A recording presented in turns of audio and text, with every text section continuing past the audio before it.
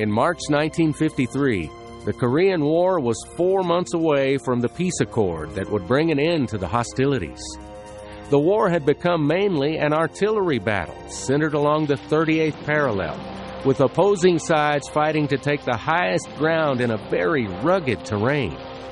The Chinese would stage one last major assault against the United States Marines, just 45 miles away from the peace talks at Panmunjom. They attacked what were called the Nevada Outposts, Vegas, Reno, and Carson, 3 hills surrounded by higher hills occupied by the Chinese. If one outpost fell, they all would fall. Outpost Vegas received the main blow. For 5 days and nights, an artillery battle raged that could be heard all the way back to the peace tables. I'm talking about the World War II veterans that served at that time, said there were more shells dropped on that particular battle than any battle they'd ever fought in World War II on the islands. There were over 500 rounds a minute were coming in. The battle was deadly for the American Marines. There were 2 companies where there was only 40 men left in each company. They were either killed or wounded. They had great casualties at that time.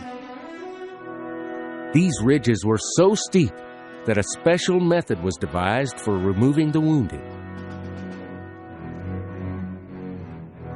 We had a soldier get shot out there. We had to put him in a wire basket up on top of the mountain in this cable that went to the bottom of the hill. One of the kids that was in our group was from Texas. He'd been an orphan child, good kid. He got shot in his shoulder, went down through his hip. We put him in that basket, and that's the last we ever seen or heard of him. You never knew what happened to them. These steep ridges presented another major obstacle to the troops, restocking their supply of shells for the guns. For the Recoilless Rifle platoon of the 5th Marines stationed at Vegas, hauling their 20-pound shells up the steep grade was a challenge. They were hard to walk from the bottom to the top of those mountains. They were between a mountain and a real high hill. A lot of foliage had been on them, but most of the foliage had been blasted off of the mountains. Wasn't much left. One Marine commander came up with a unique solution that all Kentuckians would love. He got permission to go down to the Sewell racetrack and purchase a horse. He was a horseman in between his times in service of World War II and Korea. Recoilless was a beautiful little animal. She was bought by Lieutenant Pedersen and was paid $250 for her. She was a little racehorse destined to have with a good career, but she ended up as a pack horse for the 5th Marine Regiment. Recoilless, short for recoilless, was trained to avoid the hazards of war. After being led by her trainer up the mountain 3 times, she made 51 more trips by herself. They would load the little mare up with their 6 or 7 canisters and send her up the mountaintop, and she's under heavy fire all the time she was going up. She learned how to duck enemy fire, and she knew when to hide back in a little alcove to get out of the ways of shells till she made it. And on the trip back down the mountain, Recoilless would carry wounded Marines to safety. She did get hit 2 times. A friend of mine saw a shell, or fragments of a shell hit her ears.